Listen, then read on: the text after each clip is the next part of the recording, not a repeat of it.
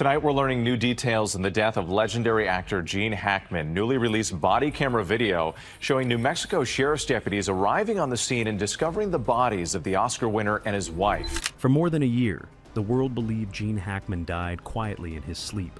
A peaceful ending for a Hollywood legend who had earned his rest. That story was wrong. The records have finally been unsealed, and what they describe inside that Santa Fe house in the 7 days before he was found is not the version anyone in his family wanted you reading. It is not even the version most of the people who worked the case can talk about, without going quiet first. Before we get to what they found, you need to understand how this was hidden in plain sight. The check nobody expected. The men were not nurses. They were not paramedics.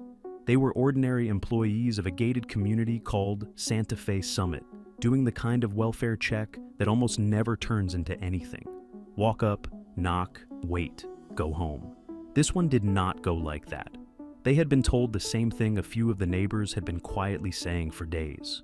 Nobody had seen Gene Hackman or his wife in roughly 2 weeks. The lights inside the house had stayed strange. The gate had stayed closed. For most 95-year-old men, 2 weeks of silence is not automatically a crisis.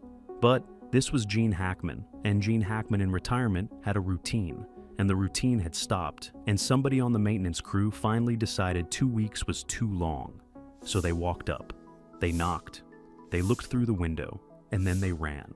Their names eventually became part of the public record. Jesse Kessler and Roland Lowe Big A. 2 men who had not signed up that morning to discover a Hollywood legend, but who would now spend the next several days giving statements to a sheriff's office that itself had not signed up for what was about to land on its desk. The Santa Fe County Sheriff's Office had handled celebrity matters before. Santa Fe is full of quiet, famous people. But it had not handled anything quite like what was waiting inside the Hackman house. They called the caretaker. The caretaker called the police. Within hours, a team of officers was inside one of the most private homes in New Mexico, walking carefully through rooms that had been sealed shut for far longer than anyone had realized. The deputies later described moving through the property the way people move through a museum after closing time. Quiet, slow, already aware that something inside was going to require very careful handling. Gene Hackman was found slumped near the mudroom, just off the kitchen. A walking cane lay beside him. A pair of sunglasses sat nearby. He looked, investigators said, like a man who had simply collapsed in the middle of an ordinary moment, like he had been on his way somewhere and just stopped. His wife, Betsy Arakawa, was found in a different part of the house entirely, the bathroom. A prescription bottle was open on the counter. Pills were scattered around her. She had been alone in that room for a very long time. And then there was the dog. Zina, one of their 3 dogs, was found dead inside a crate in the bathroom near Betsy. The other 2 dogs were alive. The detail that haunted investigators almost immediately was that the dead dog had been the one closest to her, the one who had stayed with her at the end. This was not a couple who had died together. The early headlines tried to make it look that way because that is what early headlines do. They round off the edges. They give you a clean shape. The shape is almost never the truth. So, what was the real shape? The 7-day gap. The first crack in the official story came from inside Gene Hackman's own chest. He had been wearing a biventricular pacemaker since April 2019, and that device had been keeping a continuous record of his heart for years. When investigators pulled the data, the device gave them a timestamp the house could not. His pacemaker logged its final activity on February 17th. The chief medical examiner believes his heart stopped for good the following morning on February 18th. Read that date again. Because Betsy's last known activity, traced through her phone and her movements around Santa Fe, ended on February 11th, 7 days apart. Investigators sat with that number for a while before it sank in. 7 days, not 7 minutes, not 7 hours, a full week, in which one of them was already gone and the other one, somehow, was still moving around the house. They went back through everything: phone records, emails, the pharmacy, runs she had made days earlier, the calls she had placed to a local health clinic asking for help, calls that had gone unanswered, calls she had made because she felt sick and could not figure out why. Every piece of data pointed to the same conclusion: Betsy had died first. Betsy had died on or around February 11th from a virus almost nobody in America gets, almost nobody can name, and almost nobody survives once it takes hold. The virus was hantavirus. It is carried by rodents. It is spread through droppings in urine and dust that get stirred up and breathed in. The Santa Fe property, beautiful and remote, had a history of mouse activity in some of the outbuildings. Betsy had been the active one, the caretaker, the errand runner, the one who kept the house running while her husband's mind quietly faded. Somewhere in those outbuildings, in dust she could not see, the virus was waiting for her. She started feeling unwell. She made calls. She did online searches. Investigators recovered her browser history later, and the words she had typed in those final days are difficult to read. Symptoms of flu, symptoms of COVID. Why am I dizzy? Why is my nose bleeding? A woman trying to diagnose herself, alone, in a house with a husband who could no longer help her understand what was happening. She called a health clinic, more than once. The calls are time-stamped. She was reaching outward in the only way she knew how, for somebody who could tell her what was wrong. The clinic, by the time investigators traced everything later, said nobody on staff had been able to figure out who she was or what she needed. The voicemail sat unreturned. Whatever appointment she was trying to make never happened. Then, on February 11th, she stopped reaching out. And Gene Hackman, 95 years old, with advanced Alzheimer's disease in his brain, was left alive in the house with her body for the next 7 days. Here is the part nobody wanted to print. If you want more of these stories, the ones where the headlines tidy something up and bury the actual truth underneath it, please subscribe and turn on the bell. It honestly helps the channel more than you know. Now stay with me because the autopsy report has not even come back yet. The autopsy's buried line. The final autopsy on Gene Hackman was released roughly 2 months after he was found. It runs longer than most people expect. It is detailed in a way that some details only become when there is nothing left to hide. The headline finding was the one the press repeated: severe cardiovascular disease, heart failure, Alzheimer's disease as a significant contributing factor. A man whose body and mind had both been failing for years, finally giving out in a quiet New Mexico house. That is the version you read. Underneath that headline, in the smaller print, the report said something else. Toxicology testing found acetone in Gene's blood at a concentration of 5.3 milligrams per deciliter. Normal levels in a healthy person sit below 0.3. His was more than 17 times that. Acetone at those levels does not appear by accident. It is what the body produces when it has been forced to start burning its own fat for fuel when food has not been coming in for a long time. That number is the kind of finding pathologists notice immediately and outside readers tend to skim past. 5.3 sounds small. In a human body, 5.3 is the body signaling that something has gone fundamentally wrong with the basic act of staying alive. The autopsy used the phrase prolonged fasting. The investigators read it more bluntly. Gene Hackman, in the days after his wife died, had not been eating. He may not have been drinking properly either. His kidneys showed signs of impaired function consistent with dehydration. His brain showed advanced stage Alzheimer's, the kind that erases not just names and dates, but routines, basic ones, the sequence of steps it takes to feed yourself. Then came the press conference. Dr. Heather Jarrell, the chief medical examiner for the New Mexico Office of the Medical Investigator, walked into a room full of cameras she had not asked for and did something her office almost never does. She spoke publicly about an ongoing death investigation. She said so out loud in her opening remarks. She said it was unprecedented for her office to make public statements about a case like this. She said it because the circumstances demanded it. You could feel watching the footage afterwards how carefully she was choosing her words, how aware she was that every sentence would be cut up and reposted within the hour. Medical examiners are trained to disappear behind their reports. The report is the document. The report is the voice. The medical examiner herself is supposed to stay invisible, a name on a signature line. Dr. Jarrell could not stay invisible on this one. The case was already too loud. Headlines had already started running ahead of the facts. Carbon monoxide, foul play, murder-suicide, a gas leak, a burglary. Every wrong theory you can imagine, getting a few hours in the sun before the actual evidence quietly walked it back. She stepped to the microphone to walk it back herself. Then she said the thing that everyone in the room felt the air change around. Given the state of his disease, she said, it is very possible that Gene was not fully aware his wife was no longer alive. Sit with that for a second. A man in his 90s, with a brain that could no longer hold the previous hour in place, alone in a house with a woman who had been the center of his world for 34 years. She is in the bathroom. He is not. The dog who would normally bark when something was wrong is in a crate with her, dying too. Gene may have walked past her body more than once. He may have spoken to her. He may have wondered, 15 times an hour, where she had gone. This is where it stops being a Hollywood story.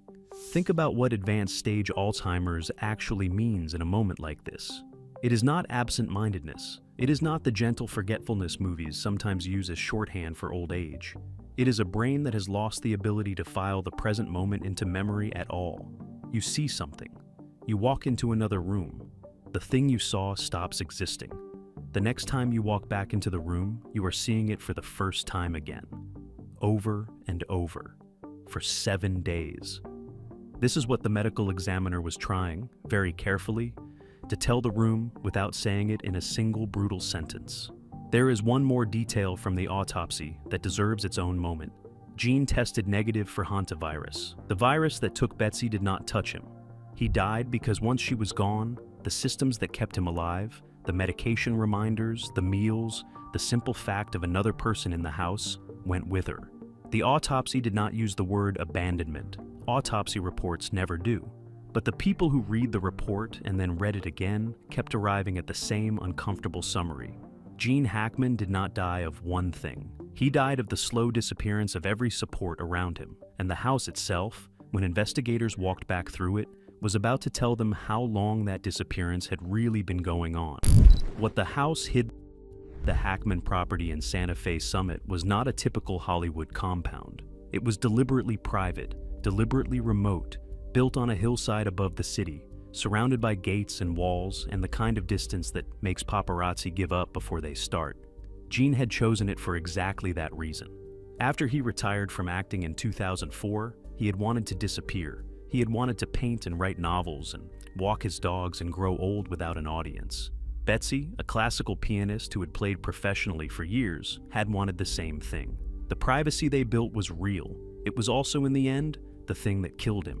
Investigators who searched the house in the days after the discovery began finding details that the press never fully covered. The pantry was relatively bare. Mail had piled up.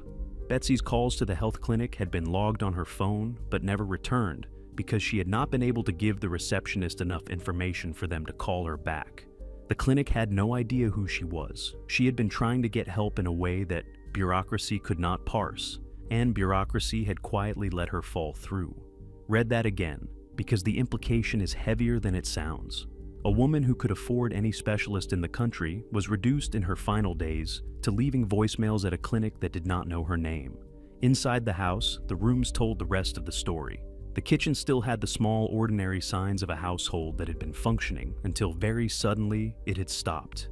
A coffee maker, dishes that had been used and not yet washed in the way a healthy person washes them, vitamins lined up on a shelf, Betsy's phone, the one she had been making the clinic calls from, still sitting where she had set it down.